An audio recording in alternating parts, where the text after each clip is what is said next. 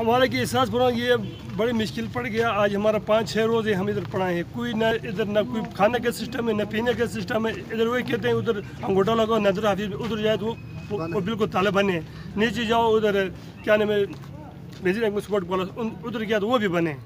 तो इधर आए तो वो लोग कहते हैं अंगूठे नहीं लगते, कभी कहते हैं इसका ब्लॉक हो गया, कभी कहते हैं ये हो गया वो हो गया, बस टाइम पास कर रहे हैं। इधर कोई हमारे के लिए इधर आसानी नहीं है। ये हम डीसी के पास जाएंगे या एसपी पास जाएंगे या और किसी के पास हम जाना पड़ेगा, इंतजार करेंगे। ये एहसास प्रोग्राम की 12,000 रुपए के पीछे दूर दराज के इलाकों से डोडशाल दारेल तंगीर के इलाकों से लेडीज़ को साथ गरीब आम की 500-600 एक तरफ की किराए है।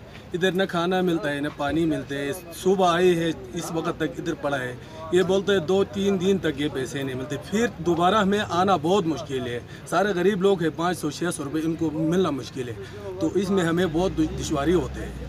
तो मेहरबानी ये करके हमें कुछ न कुछ आसानी करने का। पड़े हुए दर बदर फिर रहे हैं, नहीं कोई खाने का इंतज़ाम है, नहीं कोई होटल खुली है, नहीं बाज़ार खुला है। हमें इसी तरह दर बदर कर कई बंदों के तकरीबन 6-6 दिन हो गई हैं इसी तरह पड़े हुए, बहुत दूर दराज से आए हुए हैं।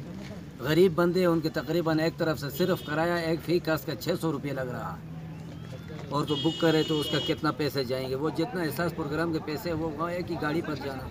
हुकूमत ये करना चाहिए महल्ले महल्ले जाएं और ये काम करें। जिस जगह में नेट चल रहा है उसका आवाम को मुताला करे, वो वहाँ पर आएँ और उधर काम अच्छा आसानी से हो।